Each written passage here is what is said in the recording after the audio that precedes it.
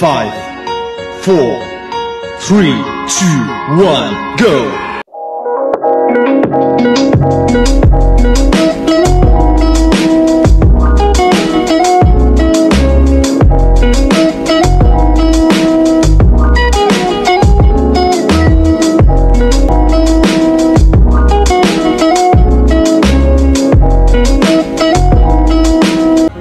Cucu Eyang mengalami gangguan psikologis yang disebut dengan spektrum autis.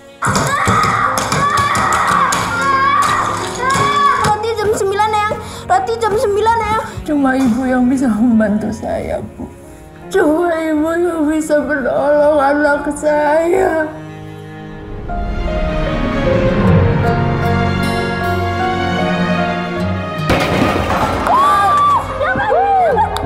Radin sama Kinara tuh sayang banget sama Banyu. Aku tuh sampai terenyuh loh lihat persahabatan mereka. Oke, Banyu.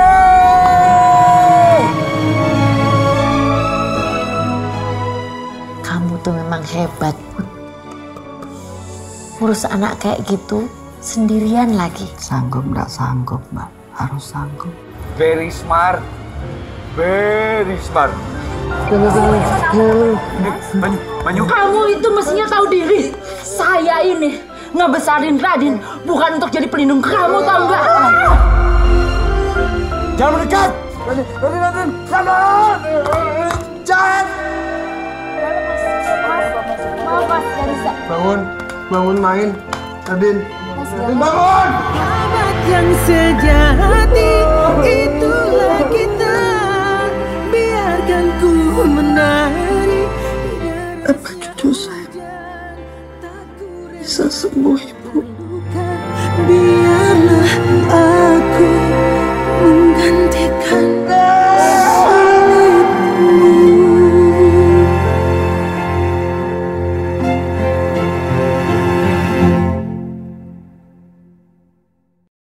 Di sini kami akan menceritakan tentang film anak ABK yang berjudul Dancing in the Rain.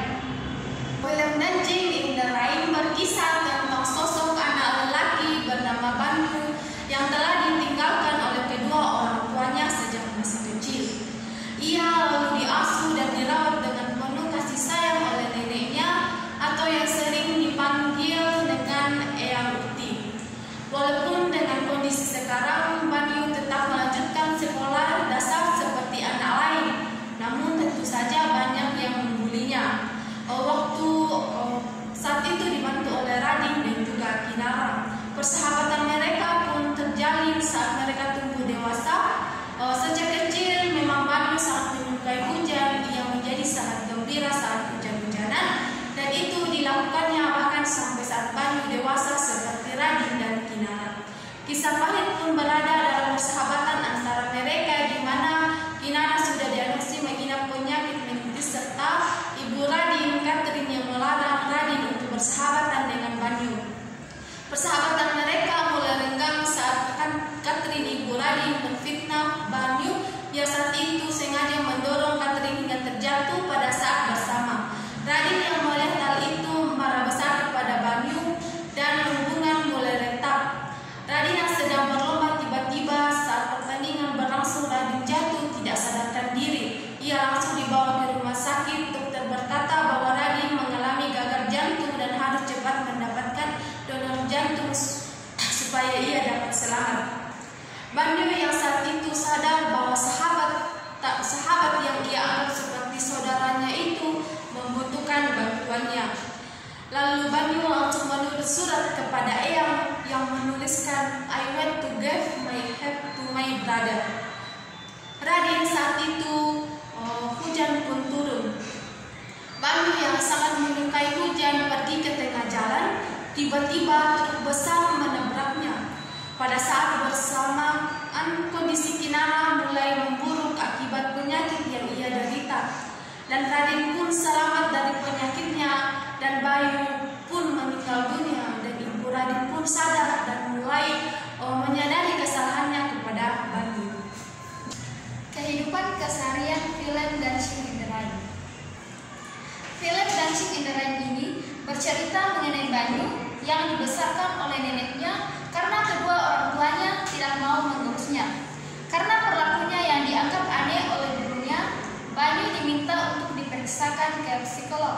dan hasilnya Banyu didiagnosa memiliki spektrum autis. Karena itulah Banyu sering dirundung oleh teman-temannya.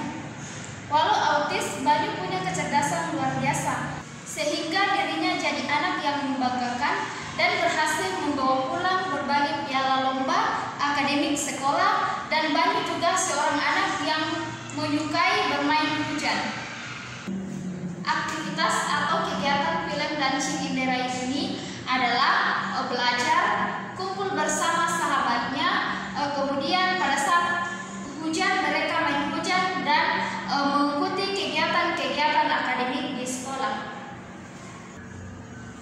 Cara beradaptasi dengan lingkungan sekitar, yaitu Banyu kurang beradaptasi dengan lingkungan atau teman sebaya kecuali dengan Radin dan Kinara. Cara berinteraksi dengan lingkungan sekitarnya yaitu Banyu kurang berinteraksi dengan lingkungan sekitarnya atau teman sebayanya kecuali dengan Radin dan Kinara. Dan cara berkomunikasinya yaitu dengan cara mengucapkan sesuatu secara berulang-ulang. Misalnya mau mandi hujan, tetapi Banyu mengucapkan dengan kata hujan secara berulang-ulang. Kemudian gaya belajar, metode pendekatan guru yang digunakan, serta alat peraga yang tepat digunakan untuk mengajar kategori ABK ini. Mengajar anak dengan spektrum autis memerlukan pendekatan yang terstruktur, berbasis bukti, dan disesuaikan dengan kebutuhan individu masing-masing anak. Setiap anak dengan spektrum autis memiliki karakteristik dan kebutuhan yang unik. Jadi penting bagi guru untuk mendekati pengajaran dengan kesabaran, pemahaman, dan fleksibilitas. Nah, berikut ini saya akan jelaskan beberapa metode dan alat peraga yang dapat digunakan untuk mengajarkan anak ABK ini. Yang pertama itu mengenai metode pengajaran. Yang pertama, pendidikan berbasis perilaku atau ABA. ABA ini adalah metode pengajaran yang terstruktur dan berbasis pada penggunaan insentif untuk meningkatkan perilaku positif dan mengurangi perilaku yang tidak diinginkan. Nah, menggunakan reinforcement positif untuk memotivasi dan memperkuat perilaku yang digunakan. Kemudian yang kedua, menggunakan visual supports. Nah, banyak anak-anak dengan autis merespon baik terhadap bantuan visual. Gunakan grafik dan jadwal harian yang jelas. Visual dapat membantu mereka memahami urutan aktivitas dan mengurangi kecemasan. Kemudian yang ketiga, pembelajaran berbasis permainan. Mengintegrasikan pembelajaran dalam bentuk permainan dapat membuat proses belajar menjadi lebih menyenangkan dan menarik bagi anak-anak dengan autisme. Kemudian yang keempat, struktur dan konsistensi.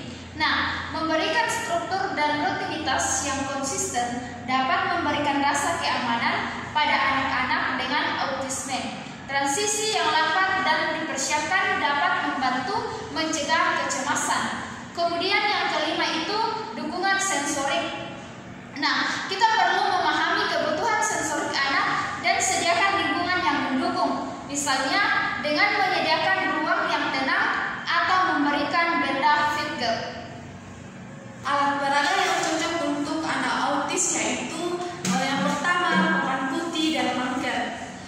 Menggunakan papan putih dapat membantu dalam memberikan instruksi secara visual. Marker warna-warni dapat menarik perhatian dan meningkatkan minat belajar anak autis. Yang kedua yaitu kartu kata dan gambar, di mana kartu kata dapat digunakan untuk mengajarkan kosakata dan membantu anak untuk berkomunikasi, dan menggunakan gambar-gambar yang sederhana dan dapat membantu memahami konsep pembelajaran yang diberikan. Yang ketiga yaitu mainan edukatif, di mana menggunakan mainan yang mendukung pembelajaran seperti mainan konstruksi atau bentuk-bentuk yang dapat membantu perkembangan motorik anak. Yang keempat yaitu komputer dan aplikasi edukasi, di mana beberapa anak dengan autisme merespon baik terhadap teknologi atau aplikasi edukasi yang dirancang khusus dapat membantu dalam pembelajaran. Yang kelima, peralatan sensorik, di mana terkadang penggunaan alat peraga sensorik seperti bola stres bertekstur atau permainan air dapat membantu dalam memberikan stimulasi sensorik yang sesuai. Selain itu, komunikasi terbuka dengan orang tua dan haliterapi juga sangat penting untuk memahami kebutuhan spesifik setiap anak dan menyusun pendekatan pengajaran yang sesuai. Pendekatan yang holistik dan kolaboratif akan memberikan hasil yang lebih baik bagi anak-anak yang spektrum autis. Nah, konflik yang terjadi. Konflik mulai hadir ketika Catherine ibunda Radin membenci putranya berteman dengan Banyu karena memalukan melihat Radin berteman dengan anak yang tak normal. Dia membuat Banyu seolah-olah Banyu yang mencelakainya. Radin menjadi sangat marah dan meninggalkan Banyu. Kemudian, solusi yang diambil. Nah, solusi untuk anak dengan spektrum autis atau ASD dapat sangat bervariasi tergantung pada kebutuhan individu setiap anak. Nah, berikut ini ada beberapa solusi umum yang sering diterapkan untuk mendukung anak-anak dengan spektrum autis. Yang pertama itu pendidikan inklusif.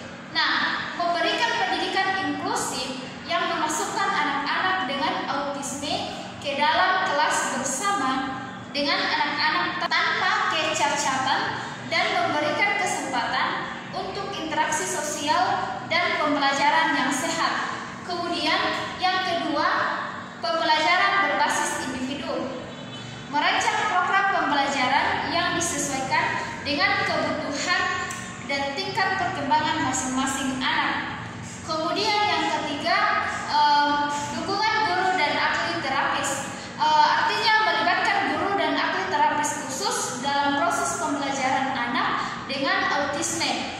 Mereka dapat memberikan panduan dan strategi yang efektif. Kemudian yang keempat, komunikasi alternatif dan augmentatif atau AAC. Nah, menggunakan metode komunikasi alternatif seperti gambar, papan komunikasi, atau aplikasi komunikasi untuk membantu anak-anak dengan kesulitan berbicara. Kemudian yang kelima itu intervensi perilaku terapan atau ABA. Nah, menggunakan pendekatan ABA itu untuk mengajarkan keterampilan sosial, komunikasi, dan perilaku yang diinginkan. Nah, ini melibatkan reinforcement positif dan intervensi yang terstruktur. Kemudian yang keenam, terapi bicara dan bahasa. Nah, menyediakan terapi bicara dan bahasa untuk membantu anak-anak dengan ASD meningkatkan kemampuan komunikasi mereka. Kemudian yang ketujuh, dukungan sensorik. Nah, dengan mengidentifikasi dan menyediakan dukungan sensorik yang diperlukan seperti ruang tenang atau alat sensorik untuk membantu anak mengatasi sensitivitas sensorik mereka. Kemudian yang kedelapan itu pelatihan keterampilan sosial. Nah, fokus pada pengembangan keterampilan sosial melalui program-program pelatihan khusus yang membantu anak dengan ASD berinteraksi dengan teman sebaya dan orang dewasa. Kemudian yang kesembilan, pentingnya rutinitas dan struktur. Nah, menyediakan rutinitas yang konsisten dan struktur harian dapat memberikan rasa keamanan bagi anak-anak dengan ASD. Kemudian yang ke-10 itu pendidikan orang tua. Artinya bahwa melibatkan orang tua dalam proses pembelajaran dan memberikan pelatihan atau panduan kepada mereka untuk mendukung anak-anak mereka di rumah. Kemudian yang ke-11 itu konseling dan dukungan psikologis. Nah, memberikan konseling dan dukungan psikologis untuk membantu anak-anak dengan ASD mengelola stres dan kecemasan mereka. Nah, yang ke-12 itu melibatkan teknologi. Artinya bahwa dengan menggunakan teknologi